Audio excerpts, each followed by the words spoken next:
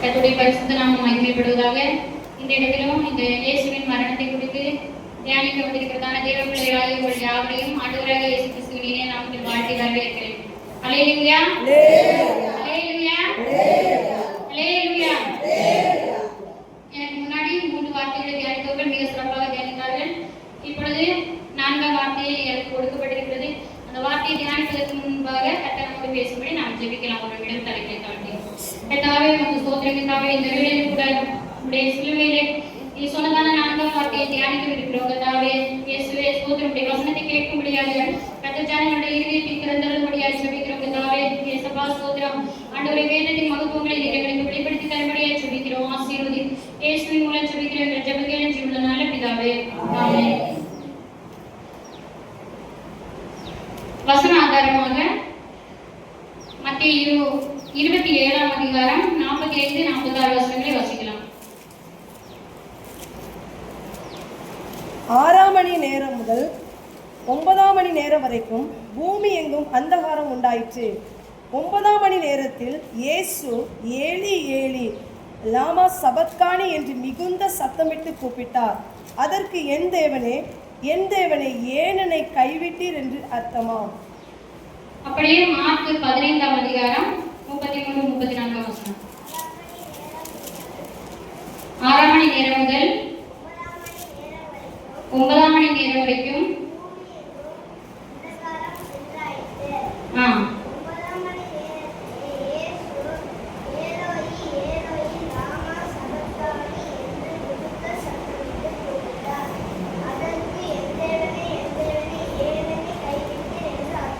அதற்கு என் தேவனே ஏன் என்னை கைவிட்டீர் என்று அர்த்தமாம். பிதாவாகிய தேவனுடைய அநாதி தீர்மானத்தின்படியே உலகத்தின் பாவங்களை சுமந்து தீர்க்கிற தேவ ஆட்டுக்குட்டியாக சகல ஜனங்களுடைய பாவ நிவாரண பலியாக கல்வாரி சிலுவையை தொங்கினார் நம் ஆண்டவராகிய இயேசு கிறிஸ்து. அக்கிரமக்காரரில் ஒருவராக எண்ணப்பட்டார் என்று எழுதியிருக்கிற வேத வாக்கியத்தின்படியே 2 குற்றவாளிகளின் மத்தியிலே ஒரு குற்றவாளியை போல குற்றமற்றவராகிய இயேசு அந்த கேடு அடைந்தவராக, முகத்தில் துப்பப்பட்டவராக, சிரசில் முள்முடி சூட்டப்பட்டவராக, 2 கைகளில் மாணிகள் கட்டாவப்பட்டவராக, சரீரமெல்லாம் வாரினால் அடிக்கப்பட்டவராக, ரத்தம் சிந்த சிந்த சிலுவையில் தொங்கினார்.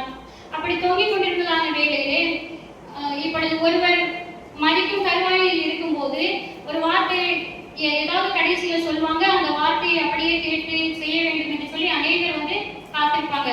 அதுபோல இயேசு மரிக்கும் தருவாயிலும் அநேகர் இயேசுடைய சிலுவையின் அடிவாரத்திலே காத்துக் கொண்டிருந்தார்கள். இயேசு என்ன சொல்ல போகிறார் என்று சொல்லி காத்துக் கொண்டிருந்த வேளையிலே இயேசு 7 வார்த்தைகளை சொன்னார். அது நம்ம எல்லாருக்கும் தெரியும். அப்படி சொன்னதான அந்த 7 வார்த்தையிலே 4வது வார்த்தையை குறித்து நாம் தியானிக்க போகிறோம்.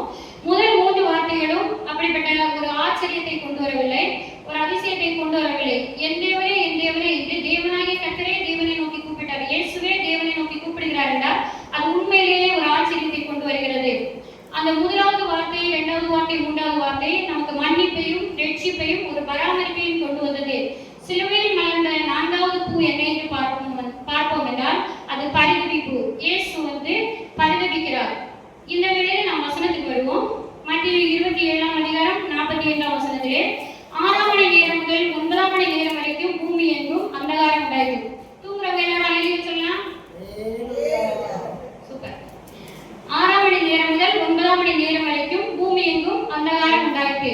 அப்படி என்றால் நண்பகல் முதல் மதியம் 3 மணி வரைக்கும் அப்படி என்று வேத பண்டிதர்கள் சொல்கிறார்கள். அந்த நேரத்திலே மிகுந்த ஒரு அந்தகாரம் உண்டாயிற்று. அந்த அந்தகாரம் அது இயற்கைக்கு அப்பாற்பட்டதாகவே இருந்தது. ஏனென்றால் அந்த நாட்களில்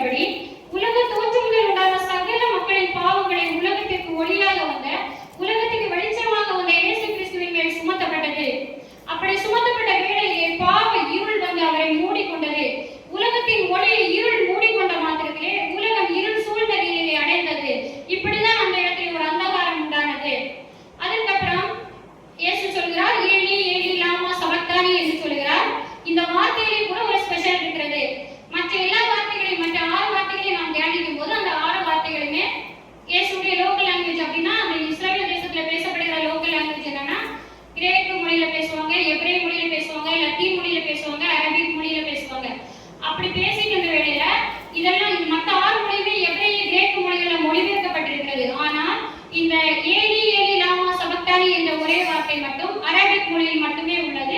நம்முடைய தமிழ் பைபிள்ல என் தேவரே ஏன் என்னை கைவிட்டீர் என்று மொழிபெயர்க்கப்பட்டிருக்கிறது. முழுக்க முழுக்க இது வந்து ஒரு அரபிக் மொழி, இயேசுடைய லோக்கல் லாங்குவேஜாகவே இருக்கிறது. இதை குறித்து நாம் பார்க்கும்போது இயேசு தனிமையில் இருக்கிறார். அந்த தனிமையில் இருந்த வேளையில் தான் இந்த வார்த்தையை சொல்கிறார். எப்படி அந்த தனிமை வந்தது, இயேசு ஏன் தனிமையாக இருக்க வேண்டும் என்று நாம் பார்க்கும்போது யோவான் 8:16 நான் தனித்திருக்கவில்லை, நானும் என்னை அனுப்பின பிதாவுமாக இருக்கிறோம் என்று இயேசு சொல்கிறார். யோவான் 8:29 என்னை அனுப்பினவர் என்னுடனே கூட இருக்கிறார், பிதாவுக்கு பிரியமான